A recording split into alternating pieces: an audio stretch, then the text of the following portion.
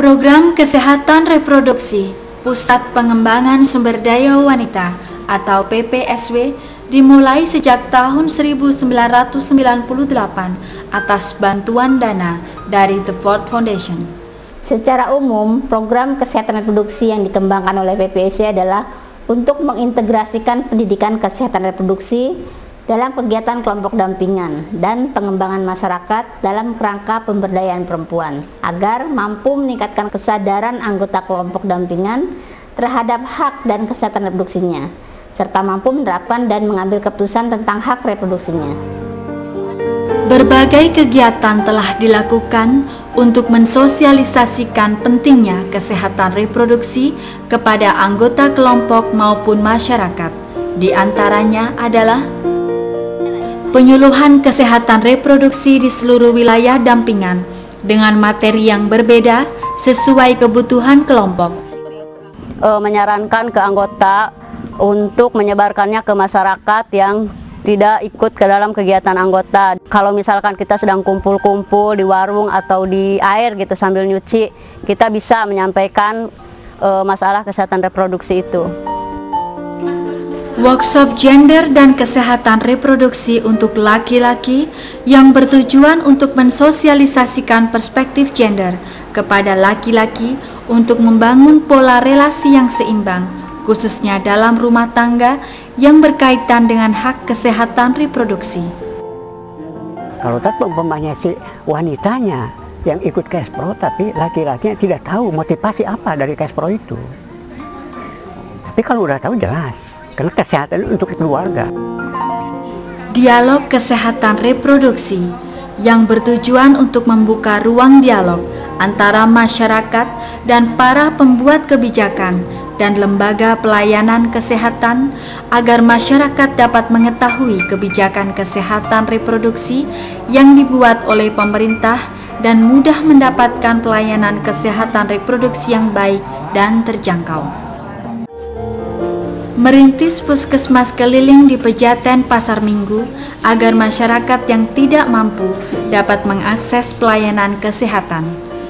Kegiatan ini dapat terlaksana karena adanya inisiatif dari kader lokal kesehatan untuk bekerja sama dengan pihak kelurahan, kecamatan, dan puskesmas kecamatan. Kita tertolong banget, umpamanya kalau pasien TBC yang nggak datang gitu, kita bisa umpamanya melalui ibu itu bisa ditolong Bu, masih ada nggak orang, terus baru kita datangin gitu. Kalau masih diingatnya ambil obatnya, kan harus mengambil obat.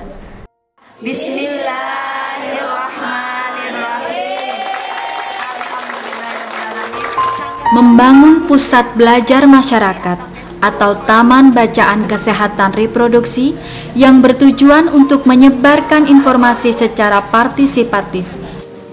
Masyarakat dapat mendatangi taman bacaan tersebut dan mengakses informasi yang diperlukan.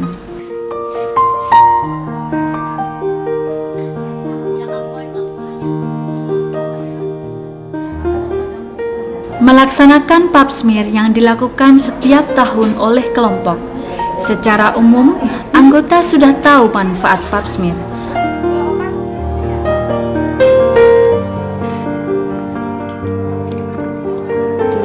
Pap smear itu kita untuk melihat sedini mungkin apabila ya takutnya karena namanya penyakit ya itu untuk melihat apakah ada kanker atau tidak gitu. Jadi itu adalah pencegahan sebetulnya yang sebetulnya sangat penting buat wanita.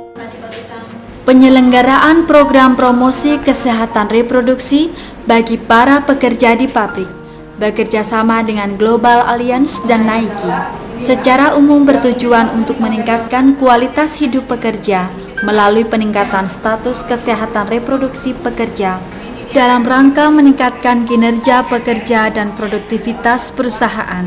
Kegiatan ini diselenggarakan di Cakung, Tangerang, Serpong, dan Serang. Mengembangkan dan memproduksi berbagai media sebagai alat bantu untuk menyampaikan kesehatan reproduksi secara partisipatif dan interaktif kepada anggota kelompok dan masyarakat.